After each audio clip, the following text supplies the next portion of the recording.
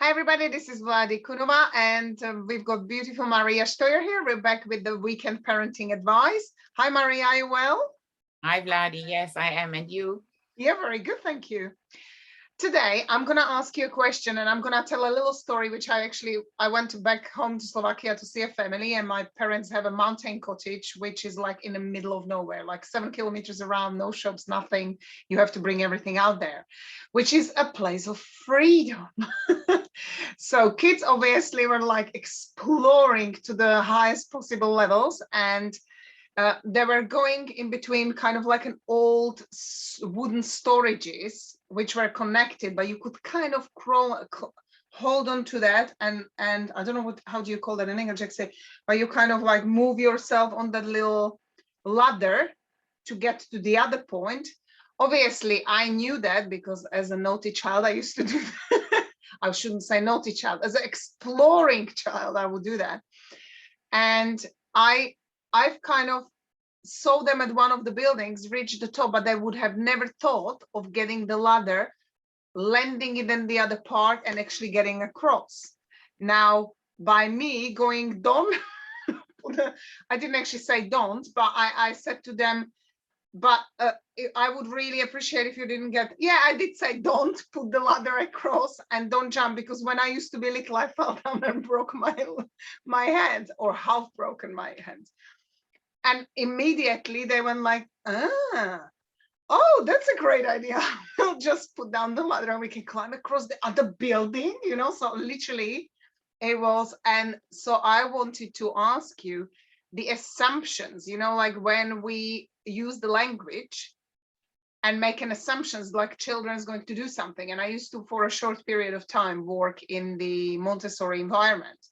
And instead of telling the children don't run, we would have to say, please walk, because the message they would get is please walk, instead of us. Usually, most of the parents, it's kind of our a weakness where we say, don't do this, don't go there, don't, don't. And the negation of what we want them to do, what we expect them to do, actually makes them do the opposite.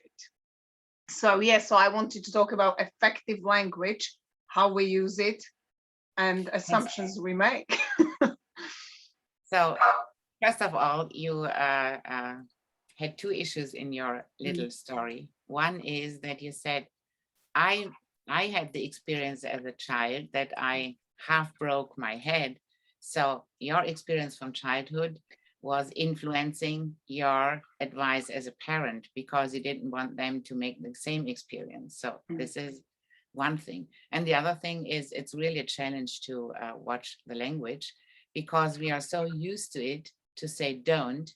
And we use this, I think, 10, 20 times a day. And but this is maybe like when you have the example of a teenager, he wants to go out with his friends, and we say don't be late. And then maybe the teenager hasn't thought about being late, but if we have the assumption, it could be that he or she will forget time to come home, and then maybe we did this as we were teenagers, and then I give the teenager the idea in saying don't do. And if I only say, okay, please be on time this evening, then nobody is talking about being late, and it's not an issue between the parents and the teenager. So then it's easier. It's maybe not so many misunderstandings there, but it's so hard to watch your language, because I to get this one day without saying don't, it's impossible. So Yes. you should apologize yourself at the beginning that it will not work, because we are so used to say don't run, don't eat so much, don't. It's always don't. Just you can say, okay, eat so much until you are full, and it's hard to find the terms in avoiding using don't. And it's all because of our experience and our assumption, what could happen and what do I want to avoid. So and I do not need to avoid things because they will happen.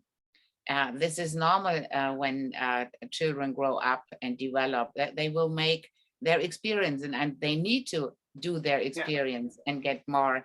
Yeah. Okay, I'm done.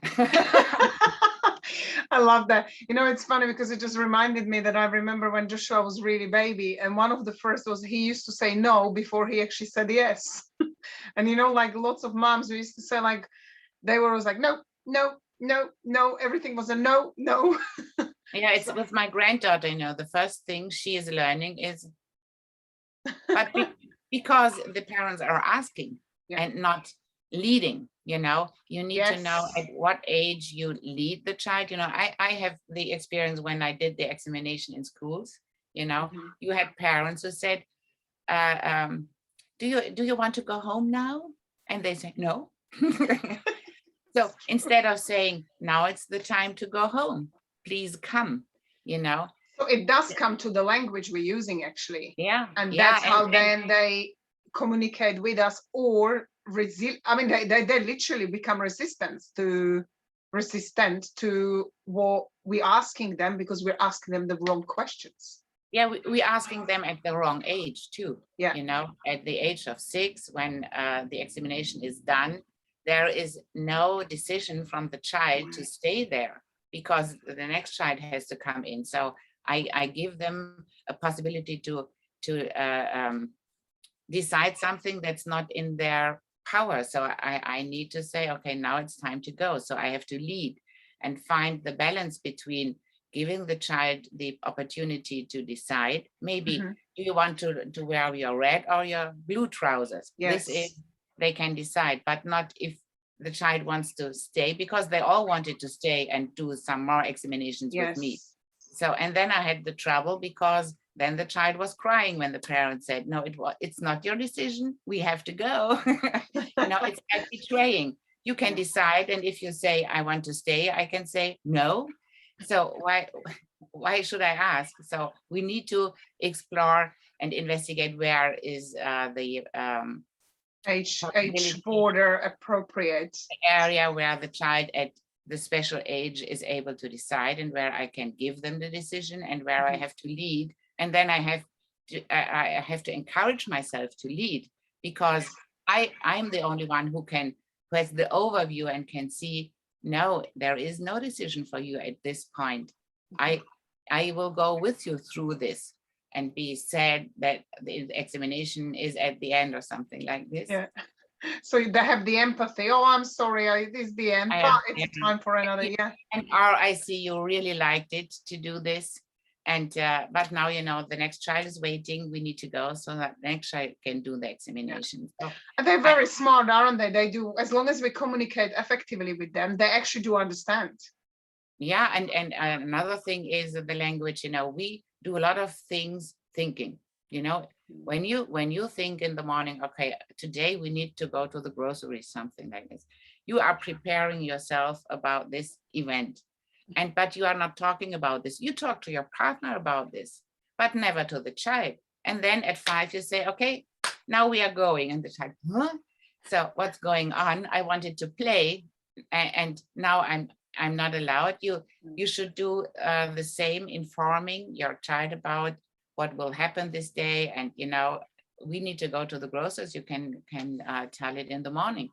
And then you say, do you remember? We need to go and buy some things.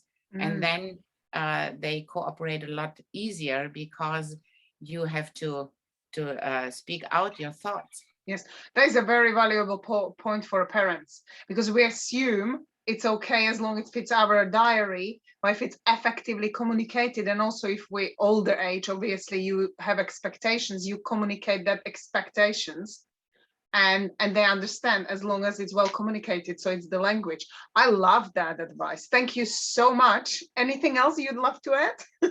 No, I think we could talk until the evening. Yeah, I know we could. This is quite a good subject. We will talk next weekend again, and then find another issue. So thank you everyone for listening. We will be back next weekend, and you can You're subscribe welcome. to And, Maria's you channel. know, we always forget to say the book, the workbook, the program. Yes. So you are appreciated to get deeper in the content, and then just visit my private Facebook group or the website, or where you feel comfortable with.